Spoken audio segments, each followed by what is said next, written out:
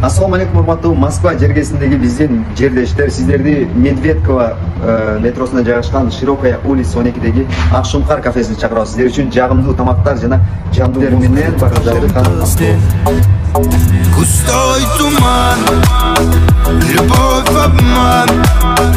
Я больше не поверю всем твоим словам.